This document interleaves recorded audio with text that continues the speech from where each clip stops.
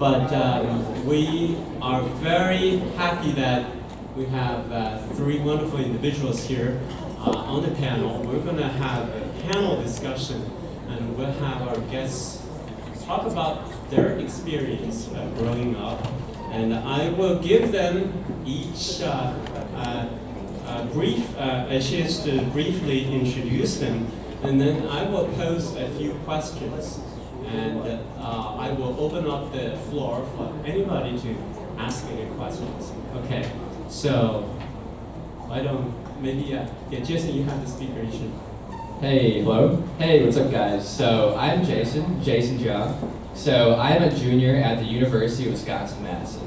So I'm studying agricultural business management, and I'm a part-time personal trainer on the side. Chinese Canadian, born in Toronto. Grew up in Wisconsin with my family. Lovely father right here, taking a picture right here. So we've lived all around Wisconsin, Madison, Wausau, Beaver Dam, Eau Claire, and now here we're back in Madison. Hi, my name is Teresa Ma, and I currently serve as state representative in the Illinois General Assembly. I was the first Asian American to be elected in the state of Illinois to serve in the General Assembly.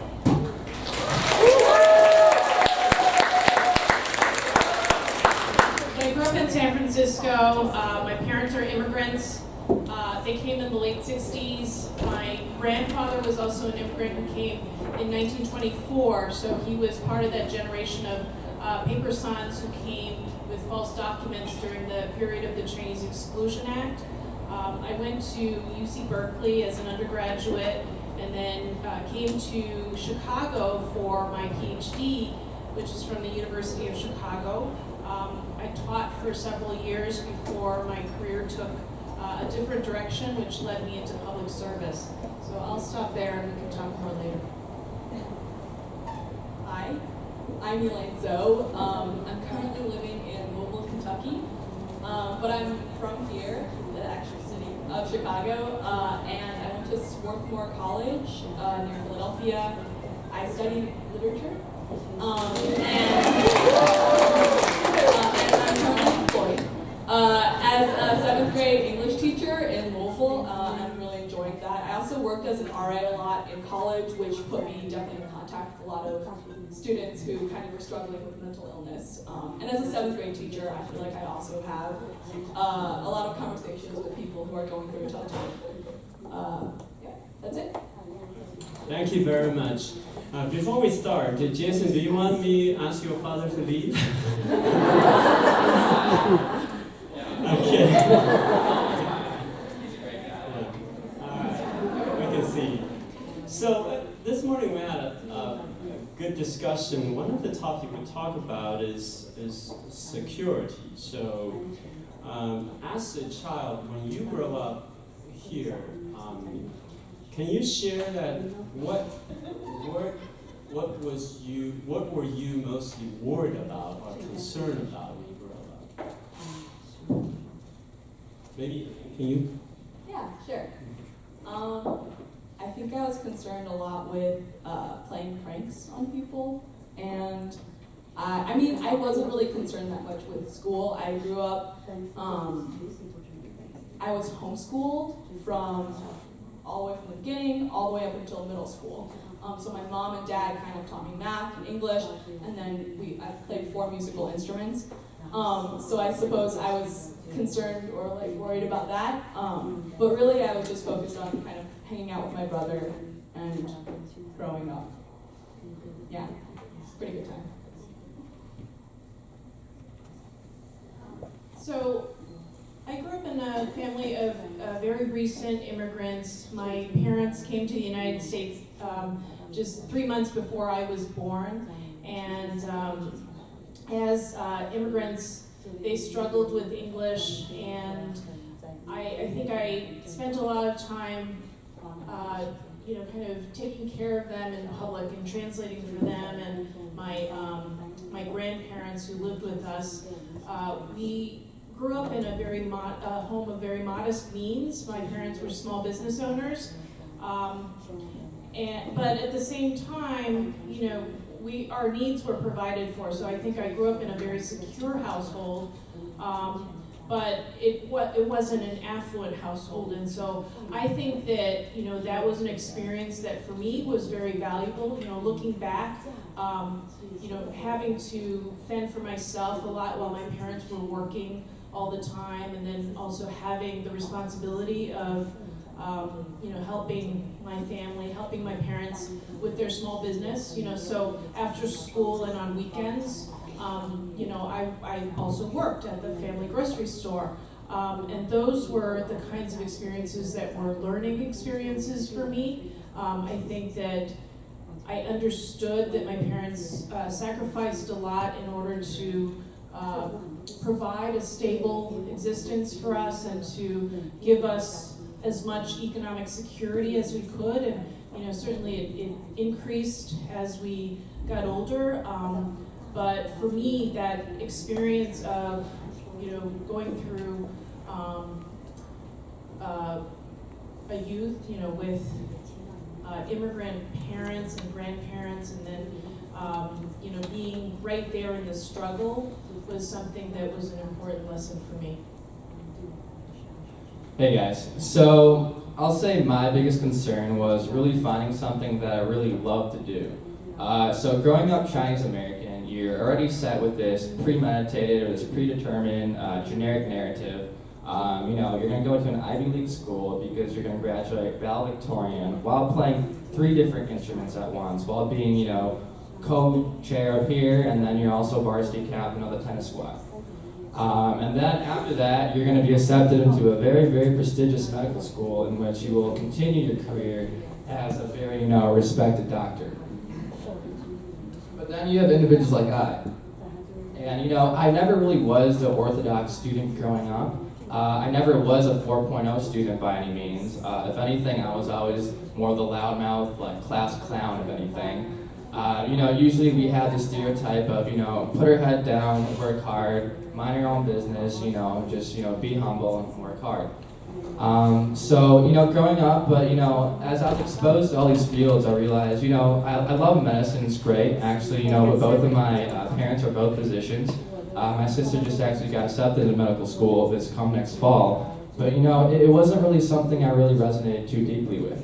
Instead, I was more so interested in playing tennis, lifting weights, going on YouTube, stuff like this, stuff, more of the millennial 21st generation, American child would be interested in. So, I think the biggest struggle was really coming to terms that it's okay to pursue my own passions, and it is definitely okay to steer or veer away from the stereotype. This is Jason. I think you probably grew up partly in Canada and partly in here. Right. So I was born in Toronto. I remember very, very minimal from it. Both my parents and my sister and I in Toronto, Ontario. And then at the age of just 1, 2, so when I was super young, we moved here to Madison, Wisconsin. So I classify myself as a Wisconsinite. Okay. Can you tell us that in that environment, do you have a lot of internationals, immigrant children, immigrant community, or is so dominantly white? Right. Yeah, so I grew up in Brookfield, Wisconsin. Brookfield, Wisconsin is a suburb of Milwaukee, and there we did have a local Chinese community, which was very nice. Actually, one of my buddies right here drinking a glass of water right in the middle of the dress shirt. Richard, raise your hand, there you go. So Richard is actually my oldest friend. Richard and I met at Chinese school called, at the time, and I still believe so, MMCS. So that's Milwaukee Modern Chinese School. So through this school, we learned Chinese. Being born here in America, surrounded by Americans and American friends, they're not speaking Chinese, right? So every Sunday for 7, 8 years, we would go down to Milwaukee at Marquette's campus, Le Lumiere Hall to be exact, and we learned Chinese. So, and then through here, we further expanded, of course our parents got, they coordinated events, yada yada. We had Chinese reading clubs every month in which all the local Chinese families would get together, conjugate, be one big happy family while having their kids read, Chinese readings every month to brush up on their Chinese reading, learn more about the language, the history, their ancestry, while just indulging in an all-around good time and having just a great excuse just to eat some really good food every month. So there it was very nice in Brookfield. We had a very close-knit Chinese American community in which I was, very grateful for. And then later in my life, we moved to Wausau, Wisconsin. Wausau, Wisconsin is dead central of the state. So if you take a look at my hand, this is Wisconsin. We're literally just right down in the middle. And there is an Asian population, but it's primarily Hmong. So there were not too many Chinese Americans. So I moved there when I was in 8th grade, and when I first moved into the school, right, everyone was looking around, and half the population was actually Hmong, and still are. It's primarily a very dominant Hmong population, if not the highest populated Hmong population within the nation. And they're looking around, and I'm like, who is this tall Hmong man? Like, who is this tall Hmong dude? We've never seen him the last 10 years. Like, where did he come from? And then I struggled with this, this split identity outside of already being Chinese American. Now I had individuals that confused me, classified as Hmong, and here I was, only 12, 13, explaining, no guys, I'm not Hmong, but I know we kind of look alike, and we have the same interests. We're both friendly people, but we do have different backgrounds and different cultures. So there was an Asian population, but for the most part, the majority of it was difficult. My family, I only know us as being the only Chinese family currently in Wausau right now. And for the most part, we are in small town Wisconsin, so more of the rural Americans, if you will. And and racism, it truly is. It is a problem in the area, still to this day. So maybe Teresa, you grew up in a very well-diverse area, San Francisco, a big Asian population there. Can you talk about what are pluses and minuses growing up in that area? So I grew up in San Francisco, and it was a very diverse environment. I think the advantage of that was that I was immersed in Chinese immigrant culture. And so my sense of identity as a Chinese American is very strong because it stems from having that exposure growing up. So, it was a tight-knit Chinese American community, and much like Chicago's Chinatown, which is part of the district I represent, there are celebrations, traditional Chinese celebrations, Spring Festival, there are banquets, and my family was very involved in the network of Chinese American associations that make up that Cantonese immigrant community. So I grew up with that, along with my parents, who, unlike some other families, they didn't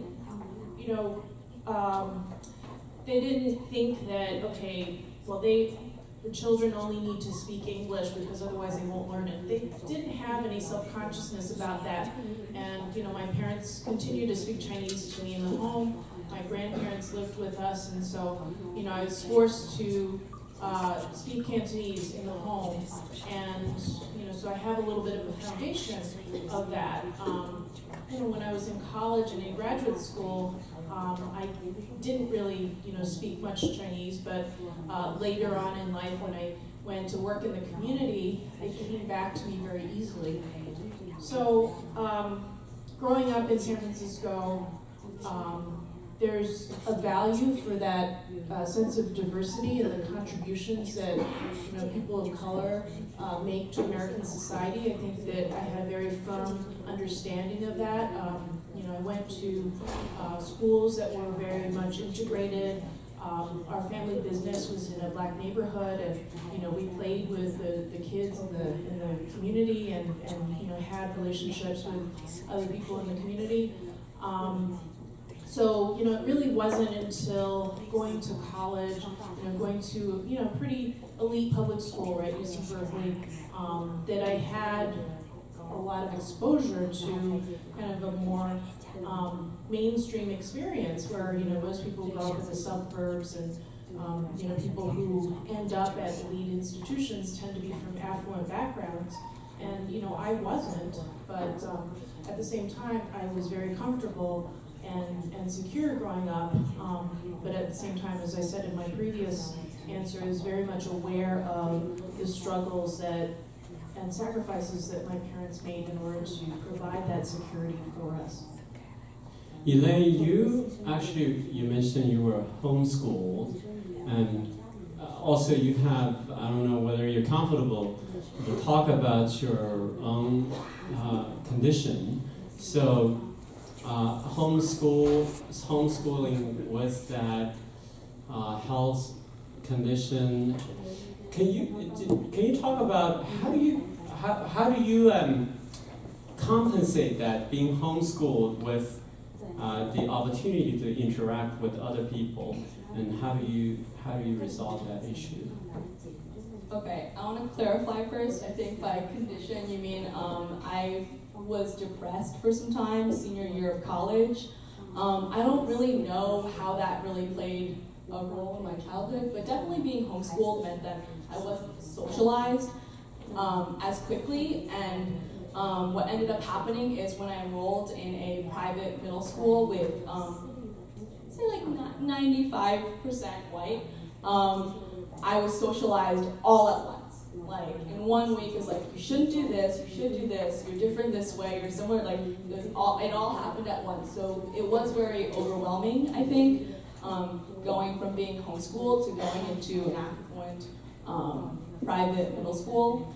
I mean, at least, so I've studied some psychology, and my understanding of depression is oftentimes you have a predisposition, and then different catalysts in your life can kind of bring that up or not. For me, it kind of came up when I was in undergraduate school, because I had a friend who I believe committed suicide, but it was unclear. When he passed away, I definitely kind of went into my own spiral, but connecting that back to being homeschooled, I don't know how connected it is.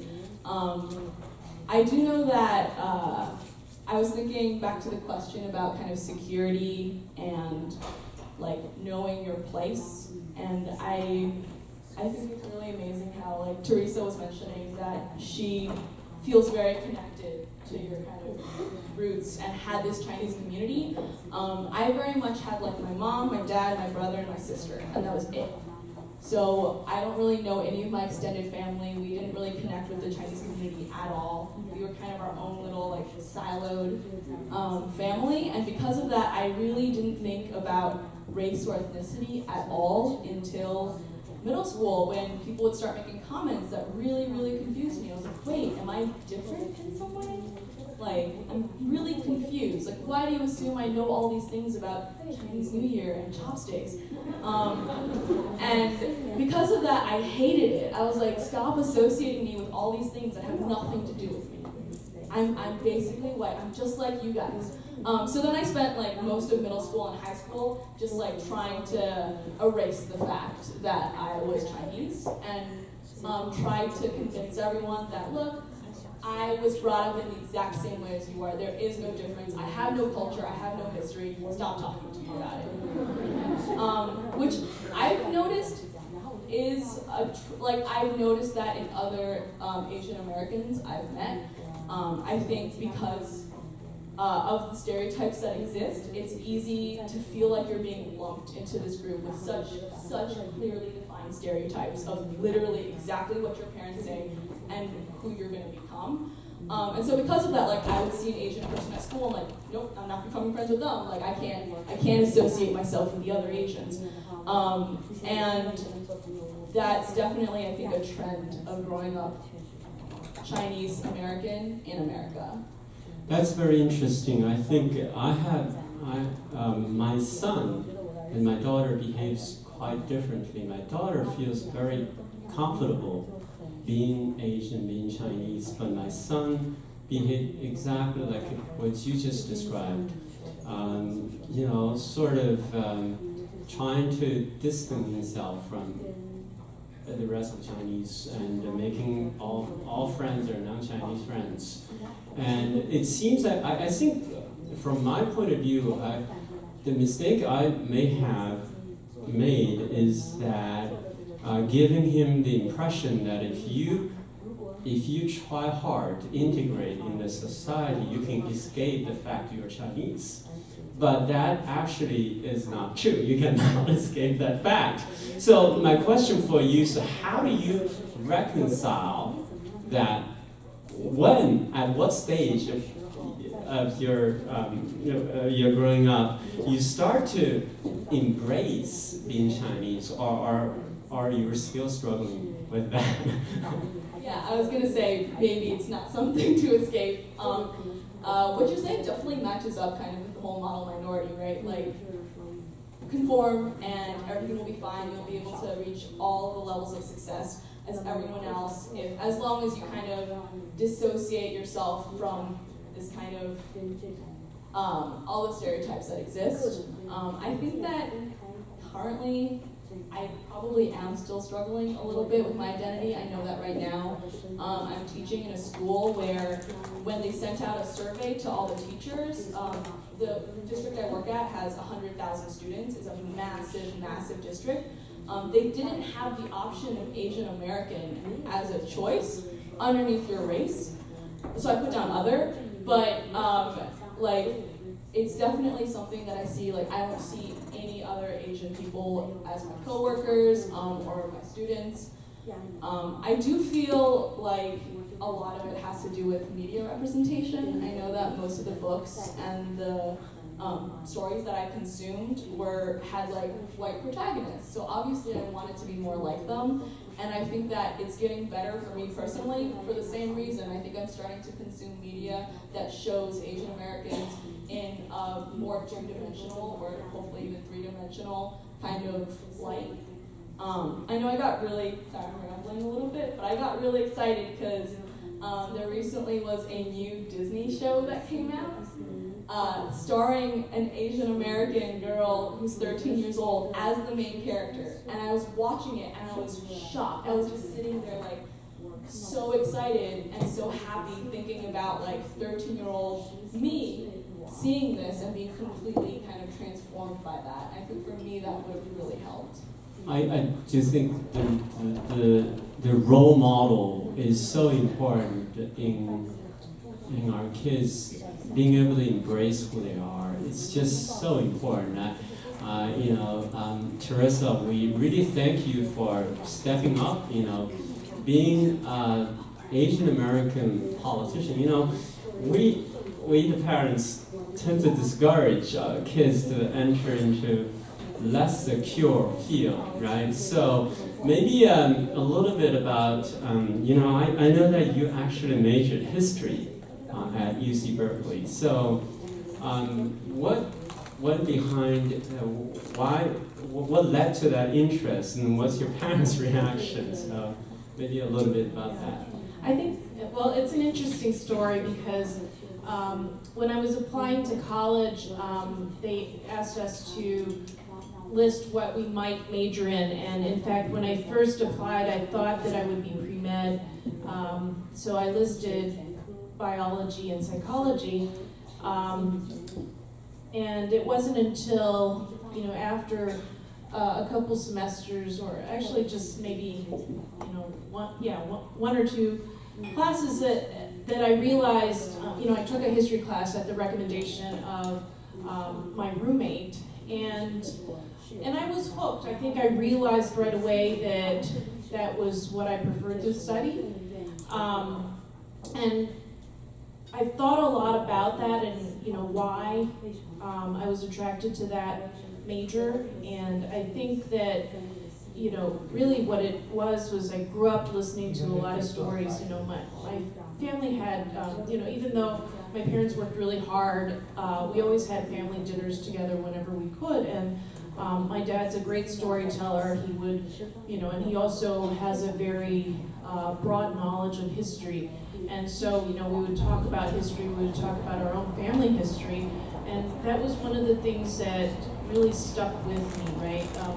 And I have talked about this a lot, during the course of my campaign and other opportunities. I've talked about the influence that my grandfather's story has had on my life, and I think that ultimately, knowing about my grandfather's experience, or even that little bit of experience, where he was a paper son and lived in this country for almost 40 years apart from his family, and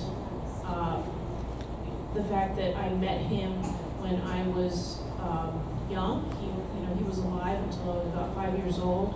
I was the first grandchild that he had, and since he left China when his children were very young, he really didn't have the experience of raising children. And so, when I was little, I developed a really strong relationship with my grandfather. And later on in life, I really wondered about what his life might have been like, right? What his story was. And, just listening to Elaine talk earlier about, the need to see yourself reflected, right? That, we need to see ourselves reflected in the stories that are out there, in whether it's history or fiction. I read a lot of books when I was a child, and had a really deep curiosity, partly because, my parents were always working, and I felt like I needed to understand my place in society, my family's place in society. And so, I went to the library, and I read literature, I read history, I read as much as I could just to find out for myself, where we stand, who we are, what's this experience of being Asian American. So I think that when it came time to choose a major, I gravitated towards history because it provides those stories. And I studied American history, partly because I wanted to learn more about the experience my grandfather had when he first came to this country. But eventually I decided to get a PhD because I wanted to take part in writing those stories and doing the research and putting stories of people like my grandfather back in the history books. So my attraction to history and the study of history was really about learning about myself and about my family and the reality of racial inequality in the United States. We can't escape it. There's no way to deny our identity as Asian Americans. And so, I spent my college years and my graduate school years learning more about the structures of racial inequality in our society, so I can understand better how to deal with it, how to break it down, perhaps. Thank you very much. I think that's so. I'm so glad you mentioned about teaching our children the history about ourselves, history about our predecessors. And even you study American history, they rarely mention about Asian Americans or Chinese Americans, although we all know Chinese Americans were instrumental to the completion of transcontinental railroads, but in the history book, they're just mentioned very casually, very cursorily. So it's important. We tell the stories, and I show you one of my stories that I actually told my story how I got to the United States with my son.